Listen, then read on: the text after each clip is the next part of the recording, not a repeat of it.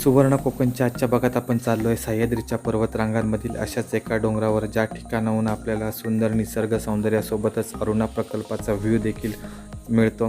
तर या ठिकाणी मित्रांनो अजूनपर्यंत कोणी गेलेलं नाही आहे, फक्त गावातल्याच लोकांना हे ठिकाण माहिती आहे. तर आपण सुवर्ण कोकणच्या माध्यमातून अशा ठिकाणांची माहिती घेत आहोत. तर मित्रांनो नक्की पहा हा आमचा व्हिडिओ पूर्ण. नमस्कार मित्रांनो, मी आशिष नाटळकर सुवर्ण कोकण यूट्यूब चॅनलमध्ये तुमचं सगळ्यांचं स्वागत करतो.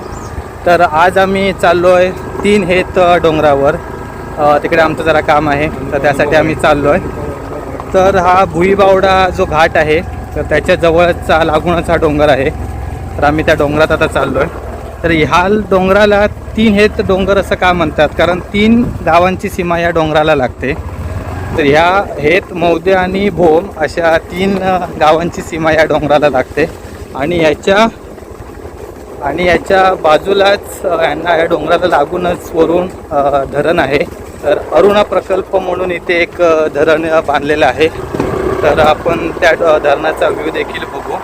तर ह्या धरणामुळे मौदे आणि भोम अशी 2 गावं पूर्णपणे विस्थापित झाली आहे. तो समोर तुम्ही बघताय तो गगनगिरी महाराजांचा मठ आहे तिथे या डोंगरावर. आणि आपण आता भुईबावडा साईडच्या डोंगरावर आहोत, त्या साईडला चाललो आहे. तर आज आमच्यासोबत आहेत आजोबा प्रथमेशचे आणि प्रथमेशचे काका. ते मागून गाडी घेऊन येत आहेत.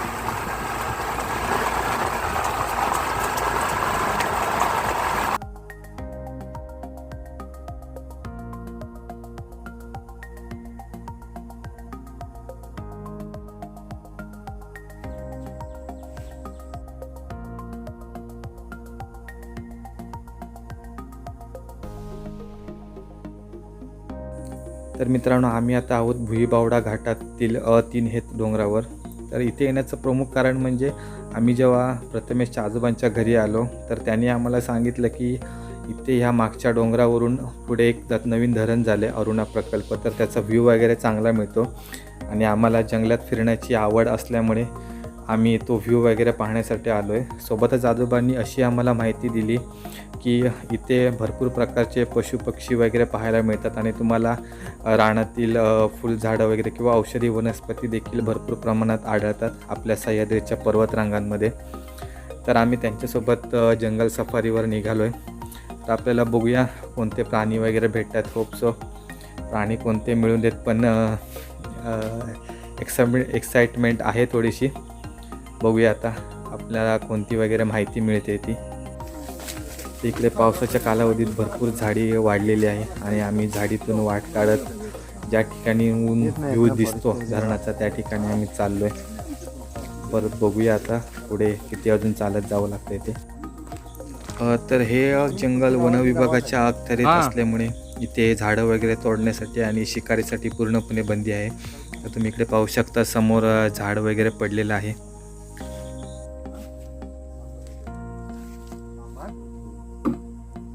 कोण गेला? व्हिडिओ करू नको. सांबार गेला इथून. हे त्याचे हे ना पावलाचे ठसे. नाही ते आमका सांगू काय प्रॉब्लेम नाही. माहिती हां माहिती हो, आपण मारू केलो थोडीच. तर इकडे आता पाठीमागेच तुम्ही बघितलं की एक सांबार इथून गेलाय. त्याच्या पावलाचे ठसे होते. तर इथे अजून भरपूर प्रकारचे प्राणी वगैरे आता नवीन झाले ठिकाणावर. तर बघूया आम्हाला कोणते प्राणी दिसत आहेत ते. कुठले? यो रान कोंबडो एवढं मोठं असतं. हां हां, इकडे बैल पण येतात वाटतं. हां बैल कोणी घातलेले आणि ते हे पण येतात काय, गव्या रेडे पण. हां आता दिसता पण नाही. हो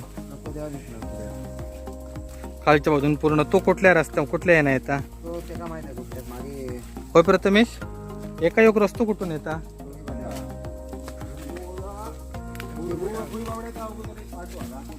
भुईबावड्याच्या अगोदर एक लांब पडतात.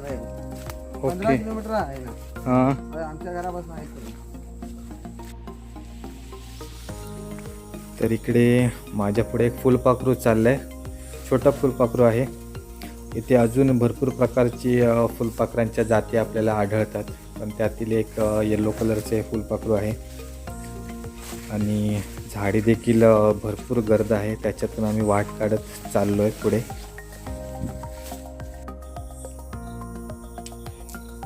तर मित्रांनो, फायनली आम्ही त्या ठिकाणी आलो ज्या ठिकाणाहून धरणाचा व्ह्यू मिळतो आहे.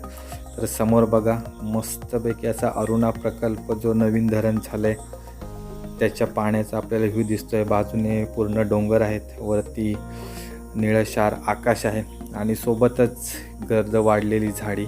बाजूच्या डोंगरावर तिथे नवीन वसाहत झाली आहे, ज्या ठिकाणी धरणातील गावं विस्थापित झाली आहे तर त्यांना बाजूच्या डोंगरावर विस्थापित केलेलं आहे आणि त्याची प्रक्रिया चालू आहे. इकडून मस्त असा व्ह्यू मिळतो आहे आणि इथून झाडी वगैरे देखील भरपूर वाढली असल्यामुळे मस्त असा निसर्गाचा आनंद घेता येतो आहे. आम्ही थोडेफार दमलो आहे तरी देखील या ठिकाणी येऊन आम्हाला मस्त असं प्रसन्न वाटतं आहे जरा. तर आता आम्ही पुढच्या प्रवासाला चाललो आहे.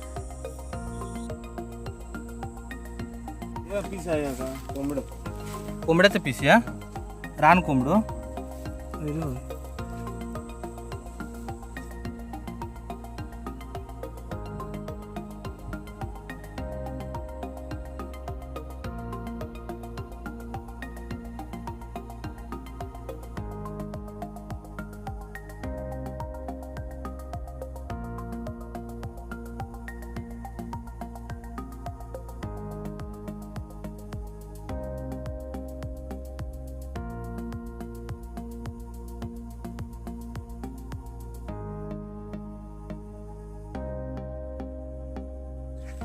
त्या दगड बिगड काय घसरून घालू नको माझ्या अंगावर.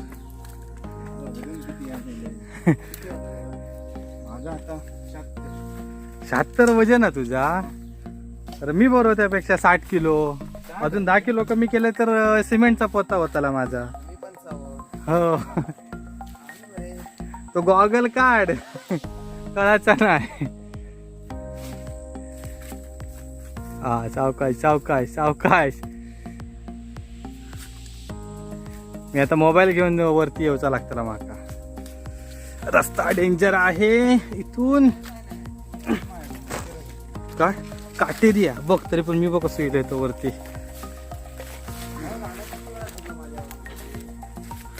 ना आता तिचे कपडे सांभाळता ना तू.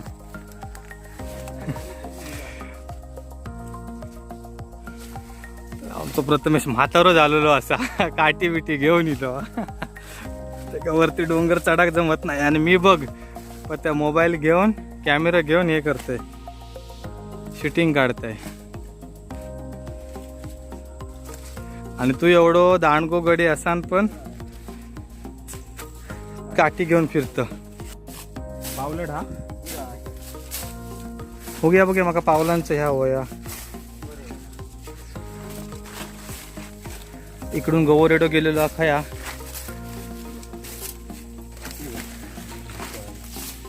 हा, ही मोठी पावलं आहेत. हे मोठं असतं, एवढं मोठं असतं. हो.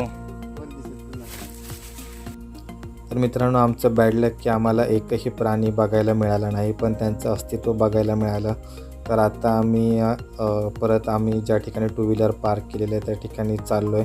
तर प्रवास हा आमचा अत्यंत अविस्मरणीय होता. थोडासा दम वगैरे लागला आम्हाला, पण निसर्ग सौंदर्य बघण्याची एक आवड असल्यामुळे आम्ही तो थकवा दूर करून अगदी उत्स्फूर्तपणे फिरत होतो जंगलांमध्ये.